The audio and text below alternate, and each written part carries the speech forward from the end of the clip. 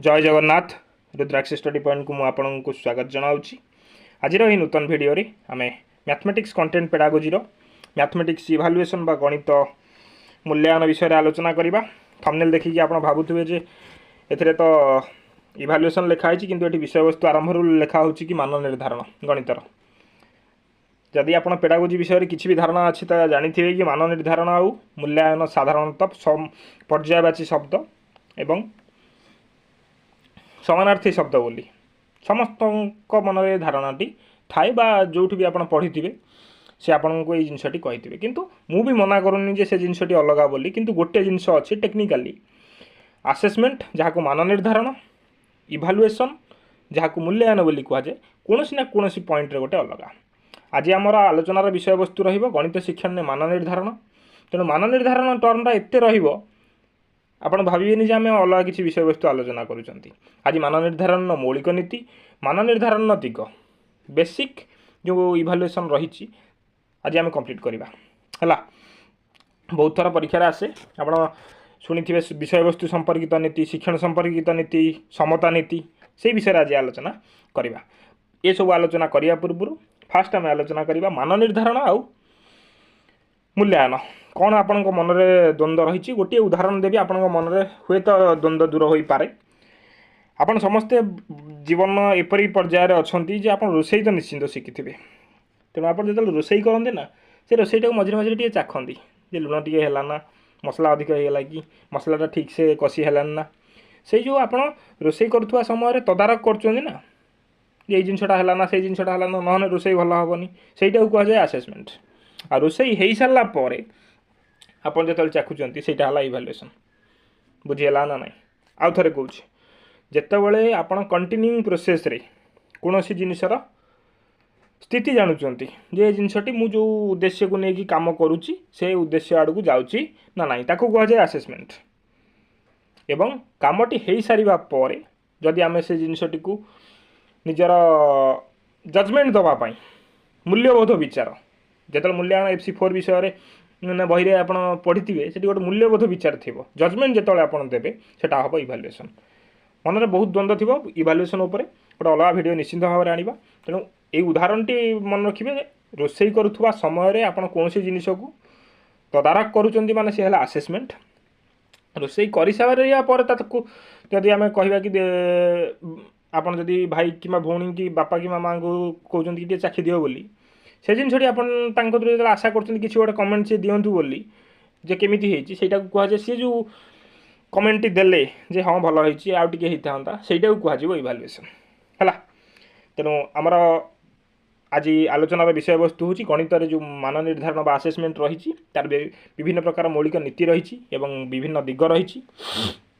प्रथम कथा हूँ ये किसी जिनस रही मूल्यांकन क्या कह मान निर्धारण क्या कह गणित आम जो पढ़ुं ना गोटे आचरणगत परिवर्तन आसो से आचरणगत परिवर्तन कौन कौन रही सब क्यों क्यों आचरणगत परिवर्तन रही आम जाना गणित पिलार जो उद्देश्य गणित शिक्षण उद्देश्य परिपूर्ण होउची बोली। प्रथम कथा है गणित आहरण करथिबा ज्ञान को तार दैनंदिन जीवन में घटुवा घटनावली प्रयोग करबा। जदि जो जिनसटी से शिखिला दैनंदिन जीवन में प्रयोग करुच्ची ताहले जानिबा जे आमर गणित शिक्षण उद्देश्य परिपूर्ण होइची। गणित शिक्षण उद्देश्य परिपूर्ण होउची बोली जानिबा ही आमर मूल्यांकन। तापर गणित शिक्षण में आग्रह वृद्धि करेंगे गणित शिक्षा माध्यम निजर व्यक्तित्व विकास साधन करेंगे विभिन्न गाणितिक कार्य दक्षता हासिल करेंगे शीघ्र आउ ठीक हिसाब करेंगे तापर समुचित संकेत बा चिन्ह व्यवहार कर कथित भाषा को गाणितिक भाषा और रेखाचित्र में प्रकाश करेंगे युक्तियुक्त भाव निर्भुल फलाफल निर्धारण करेंगे युक्तियुक्त भाव चिंता करेंगे एवं क्रमान्वयता संरचना को चिन्ह पारे। यही सब जिनस है तार जो आम उद्देश्य पढ़ुले ये सब जिन को आप जानते वीडियो अच्छी आम प्लेलिस्ट अच्छी चैनल प्लेलिस्ट रे जदि आप उद्देश्य देखी ना से उद्देश्य को देखीदे कहबार अर्थ है कौन पर ये उद्देश्य ये आलोचना करागला कौन कौन आचरणगत परिवर्तन रहिले ही आम जापर ना तार मूल्यांकन हो कि नहीं बोली बुझीगला। तेणु जदि आप मूल्यांकन को देखिए शिक्षार्थी माने यही उद्देश्य केते दूर उपलब्धि करिसंती ताहार मान निर्णय करने को मूल्यांकन बोली कहुए। देख ना ये मान आसला तेणु मान निर्धारण और मूल्यांकन दुटा अलग अलग जिनस नुहे किंतु जदि टेक्निकाली देखा गले से उदाहरण आपको मन रखा पड़ो है। तेणु मूल्यांकन उपर बेसी किसी आउ अलग मुझे चाहूनी आप समस्ते माने मूल्यांकन को ये छाड़ दिंतु आज विषय वस्तु जहाँ रोचे गणितर जो आम मान निर्धारण में कौन मौलिक नीति रही कौन तार दिग रही परीक्षा से ही आसूँ है। मूल्यांकन अलग गोटे चैप्टर रे आम निश्चिंत भाव में देखा ये विश्वास रखु है। तापर गोटे ये चित्र देजी ये चित्र को देखिकी आपणकर केबे भी ये चित्रटी को देखिकी भाभी नथिबे जे एथिरे गोटे प्रश्न आसीबो बोली जदि आप मूल्यांकन को बुझा चाहूँगी ताहले चित्रटी ही आपको बुझा पड़ो कौन ना ये 3टा लाइन लिखाई। प्रथम कथा है गणित गणित शिक्षार्थी मानकर विकास को तदारख करी तदनुजाई से विकास संपर्क में पदक्षेप नवा यहाँ है जो आमर फास्ट जो रही यहाँ ये जिनसटा तापर आसो यहाँ तदारख सॉरी तापर आसो यहाँ तापर आसो यहाँ कौन अच्छी ये है सब तार उद्देश्य यही उद्देश्य को लेकिन ही आम मान निर्धारण करवा गणित शिक्षार्थी मानकर विकास को तार डेभलपमेंट केते होउची सेटा को हमको तदारख करिया पड़ो सुपरवाइज करिया पड़ो से अनुसार आम नेक्स्ट स्टेप को जीवा ना सेटा को कह तार इवालुएसन शिक्षादान मानकर शिक्षण उपलब्धि जानी से उन्नति आने कार्यपंथा स्थिर करवा जिते पाठ पढ़ा होउची से कौन कौन हासिल कला और कौन तार रहीगला से अनुसार आम नेक्स्ट मेथड यूज करवा ना बुझीगला। शिक्षण शिक्षादान रूपरेख को समीक्षा करी से परिवर्तन आनिबा जदि पिलाटी बुझीपारू नहीं तार मु मेथड चेंज करिया पड़ो फास्ट है डेभलपमेंट विषय जानिबा द्वितीय ता मेथड विषय जानिबा जदि से मेथड रे सक्सेस नहला तान अल्टरनेटिव मेथड आनिबा 3टा जिनस इभालुएसन ने जाउछि कहले ना गोल जो चित्रटी अच्छी एक जदि न बुझी आप मूल्यांकन बुझीपारे ना गणित है। वर्तमान मोस्ट इम्पोर्टाट गणित शिक्षण में मान निर्धारण मौलिक नीति कौन प्रिंसिपल रही आमर assessment of mathematics assessment in mathematics learning रे प्रथम कथा अच्छी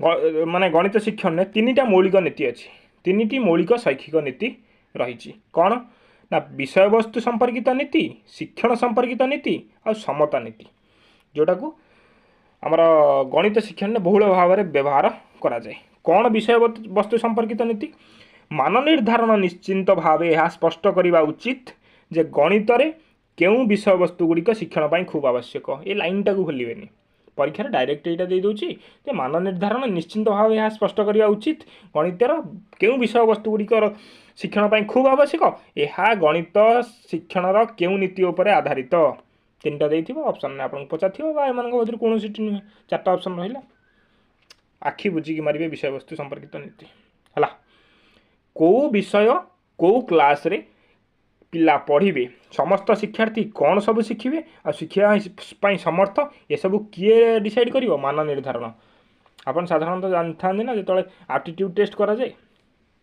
अभिक्षमता परीक्षण जोटा ओडिया रे कहा जाए पिलाटर आपन बर्तमान बीडी एंट्रांस देबे सॉरी बीडी एंट्रांस आपन देइथिबे कि सिटी एंट्रांस देइथिबे आपनकर सही पाठ पढ़ा पई योग्यता अछि कि नाही सेटा को तो एप्टीट्यूड टेस्ट कहा जाए ना आपन जतले सिटी कोर्स सारी जो परीक्षा देले सेटा अचीवमेंट टेस्ट कहला तेन विषय वस्तु संपर्क में कौन भी बही इम्प्लीमेंटेशन हवा पूर्व बही नुआ बही तैयारी हवा पूर्व तार विषय वस्तु को पिला क्षेत्र में प्रयोग करा जाए किसी स्कूल नहीं प्रयोग करा जाए ये विषय वस्तु गुड़िक पिला फलप्रद होछि ना नहीं प्लेसमेंट इवैल्यूएशन को भी एक कहुई पार किंतु समान नुहे प्लेसमेंट इवैल्यूएशन कौन गोटे पिला आसिला तार दक्षता केते अच्छी से श्रेणी में पाठ पढ़ापी आ नूतन विषय वस्तु को ग्रहण करने से तो प्लेसमेंट इवैल्यूएशन कहुच्छी ना तेणु विषय वस्तु संपर्कित नीति है से कौन पढ़े आ क्यों क्यों जिनस सब तांकर शिक्षापी से समर्थ अच्छा ये है विषय वस्तु संपर्कित नीति शिक्षण संपर्कित नीति रे कौन गणित शिक्षण ताकू समर्थन करुवा शिक्षादान शिक्षण प्रक्रिया को उन्नत करिवारे मान निर्धारण मुख्यतः भूमिका रही कौ पद्धति पिलाटी शिखिबो बुझीगला ना नहीं मान निर्धारण ही पिला शिक्षण सुजोग सृष्टि करिथाय एतद् व्यतीत शिक्षार्थी शिक्षण उन्नति साधन करने सहित शिक्षादान प्रक्रिया संपर्कित निष्पत्ति नेबार शिक्षकों को साहाय्य करिथाय फास्ट है विषय वस्तु संपर्कित नीति कौन पढ़ शिक्षण संपर्कित नीति कौन कौन से शिखिबा और क्यों मेथड रे शिखिबा तृतीय समता नीति कौन कहूँ प्रत्येक पिलांक पई गुरुत्वपूर्ण गणित शिखिबारे मान निर्धारण सहायक होइताय सबु पिला शिखिबे एवं जदि से शिखि पारना तांको अल्टरनेटिव मेथड दबा फास्ट शिक्षण संपर्कित नीति रे मेथड गुहा गला एथिरे आसीबो अल्टरनेटिव मेथड प्रत्येक पिला निज निजर गाणितिक सामर्थ्य प्रदर्शन करिपारिबो ଏହା ଉପରେ समता नीति गुरुत्व देइथाय ଏହା किपरि संभव समस्ते तो गोटे मेथड रे हबनी ना समस्त केमिति भल प्रदर्शन करिवे सेटा कथा नै कि से कहूची विभिन्न प्रकार मान निर्धारण कौशल और साधनीर व्यवहार एवं स्वतंत्र आवश्यकता थिबा शिक्षार्थी आवश्यकता को चाही मूल्यांकन पद्धति स्थिर करने द्वारा मान निर्धारण प्रक्रिया रे समता अना जाई पारिबो को मेथड रे आपण इवैल्यूएशन करूचंती को मेथड रे आपण टीचिंग लर्निंग प्रोसेस चलैचंती सेटा को नेकी से कहबो समता नीति बुझिला प्रथम हमर तीनटा बेसिक प्रिंसिपल होची कोन विषय वस्तु संपर्कित नीति कोन विषय पढ़िबो शिक्षण संपर्कित नीति कौन मेथड ताकू यूज करा जिवो एवं समता नीति जदि होनी ताकू अल्टरनेटिव मेथड दिया जिवो एको छाड़ी की आउ किछि रहउची कोन ना मान निर्धारण एक मुक्त प्रक्रिया हेबा उचित पूरा ओपनली से रहबा दरकार तार जो ऑब्जेक्टिव्स रही पूरा क्लियर हवा दरकार पिला माने सेतिरे जानि परिबा दरकार जे सेमाने कोन इवैल्यूएशन माने तांकर कोन इवैल्यूएशन हवा को जाउची केउ विषय वस्तु ऊपर ना एमती नुहे जे आज आसिले अचानक परीक्षा करदे हो सी हम ना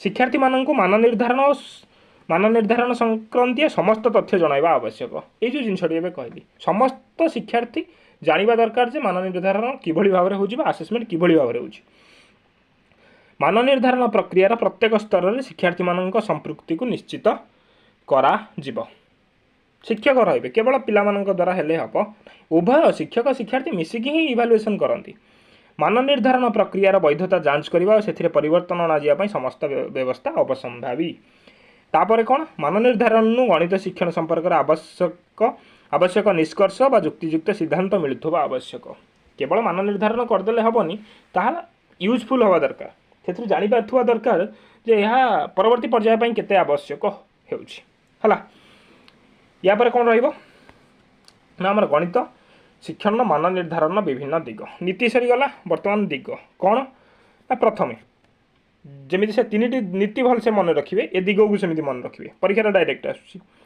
प्रथम है गणित शिक्षण अनुक्रम सॉरी कौन अनुक्रम ना पिला को एमती नुहे जे प्रथम श्रेणी कि द्वितीय श्रेणी से जहाँ शिखला एकाथर चतुर्थ श्रेणी पाठ ताकू शिखाई देवे मिशाण फेड़ाण शिखला पर एकाथर ताकू आलजेब्रा शिखाई देले हेनी तापर गुणन हरण जो सिस्टमेटिक वे रे जीवा दरकार तापर से दशमिक जानिबो कि जहाँ जानिबो सब जिनिस सिस्टमेटिक वे रे जीवा दरकार से जिनसटी होची इवैल्यूएशन आपण एकाथर लास्ट विषय इवैल्यूएशन प्रथम मासरे कर देबेनी से सक्सेसफुल हेबो नाही तापर प्रासंगिक अनुभूति आधारित होइतिबा दरकार एमिति विषय वस्तु आपण तांको माने इवैल्यूएशन करिवे से सब जिनस प्रासंगिक होइतिबा दरकार स्थूल वस्तु गुड़िक सह सीधासलख व्यवहार करी शिशुर परिवेशर घटनावली गुड़िकरू गाणितिक धारणा गुड़िक शिखी हुए तेणु शिक्षण मान निर्धारण करिवार सही वस्तु और प्रक्रिया गुड़िकर व्यवहार करने द्वारा प्रत्येक मान निर्धारण परिस्थिति शिक्षापी सुजोग सृष्टि होता है पिला जो इनवल्व रोची जो ताकू शिखा सुविधा होची से जिनस ही इवैल्यूएशन बा आसेसमेंट रे यूज हवा दरकार तृतीय मूर्त रु अमूर्त कंक्रीट रु आब्स्ट्राक्ट मूर्त रु अमूर्त कौन साधारणतः मूर्त रु अमूर्त है गणितर गोटे स्वरूप बा ता क्यारेक्टरिस्टिक तेणु प्राथमिक विद्यालय जो आम पढ़ुंट ता अभिज्ञतार सब मूर्त रु अमूर्त आड़ू जाए वास्तव जिनिस अवास्तव जिनिस आड़ू जाए एकाथर तुम एक्स कहले से बुझीपारन बुझीपारे ना ताको हाथ में गणवा आगे शिखा पड़ो तापर सी माइंड रे गणवा आरंभ कर छोट छुआ को शिखा जाए ना आंगुली ये अच्छी 1 2 3 4 5 देखिया कहनी 3 2 मिसने आस्ते आस्ते जो हम से आंगुली को ही से मिसेकी से मिशाण करेंगे है तेणु एका थरे आप सिस्टमेटिक वे न जाकि अमृत आड़ को जापरें ना इवैल्यूएशन भी सेमती हवा दरकार मौखिक रु कार्यभित्तिक और पर लिखित फास्ट मौखिक हवा दरकार तापर कार्यभित्तिक हवा दरकार तापर लिखित हवा दरकार ये है तार स्ट्रक्चर एकाधिक उपायर व्यवहार करने दरकार जेहेतु गणित एमती गोटे जिनिस ସମସ୍ତଙ୍କର ଗୋଟିଏ ୱେରେ ଇଭାଲୁଏସନ୍ କଲେ ହେବ ନାହିଁ।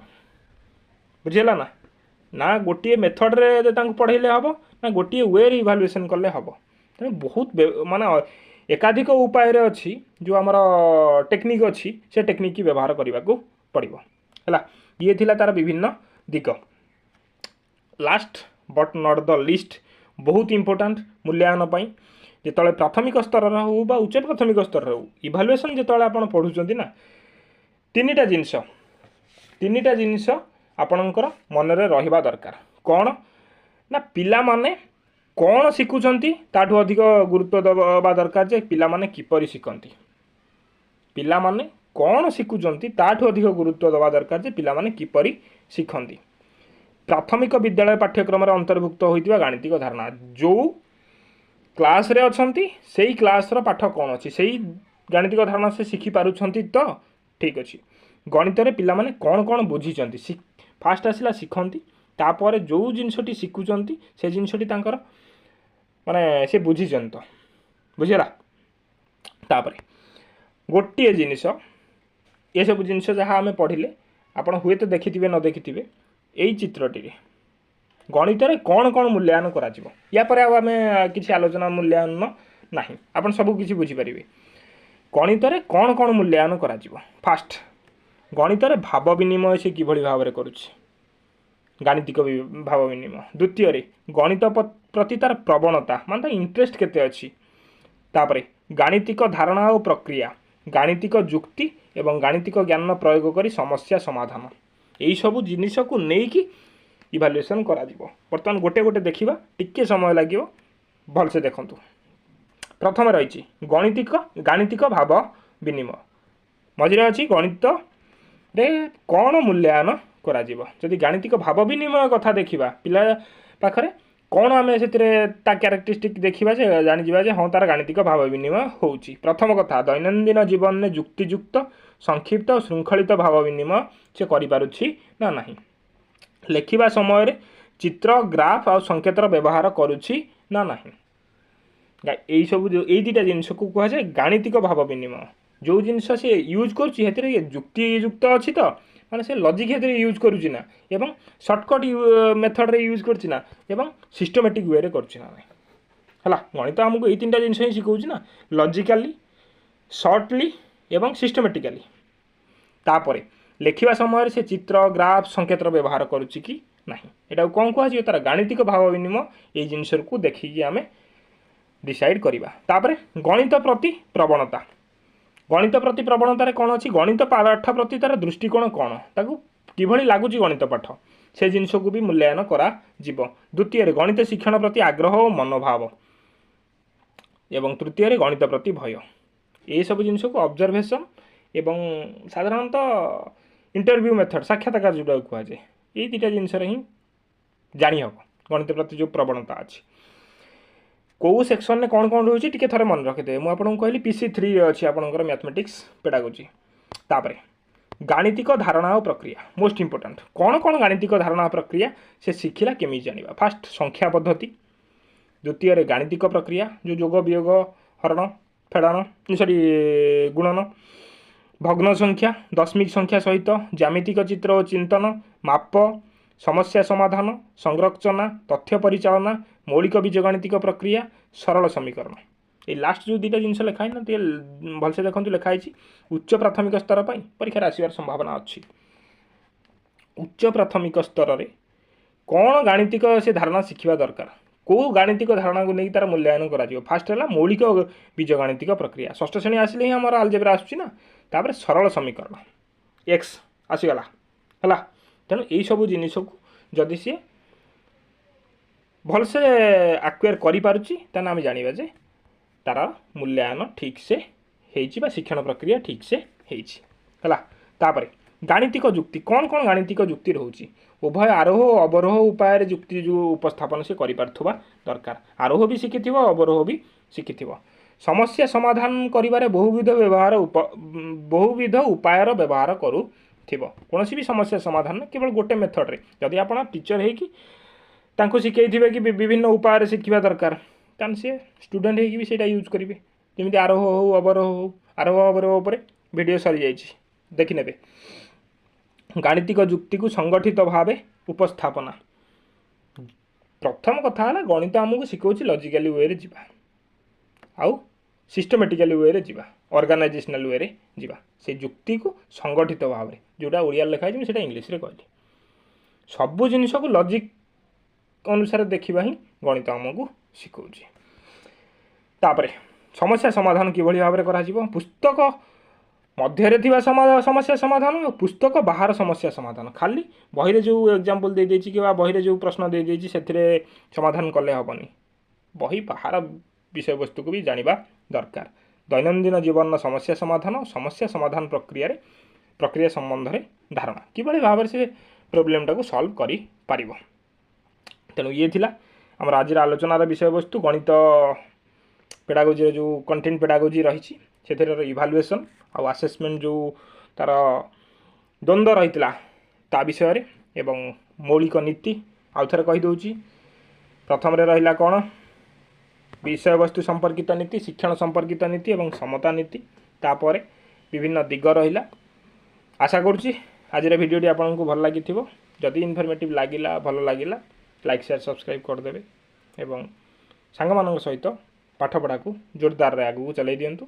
आउ अल्प किसी दिन रहा ओटीटी जदि आप अप्लाई करना लास्ट डेट पर्यंत अपेक्षा करूँ हैरान हो कहीं मसे एक्सटेंड कर सारा। आशा करुँची कि आप समस्ते अप्लाई कर सारे जी भी सिंसियरली प्रिपेयर करुँच ओटीटी निजुक आज पर्यंत आउ कहीं नथिबे। तेणु आपण सफलता आमर सफलता तेणु मन ध्यान देकी पाठ पढ़ंतु। रही धन्यवाद। जय जगन्नाथ।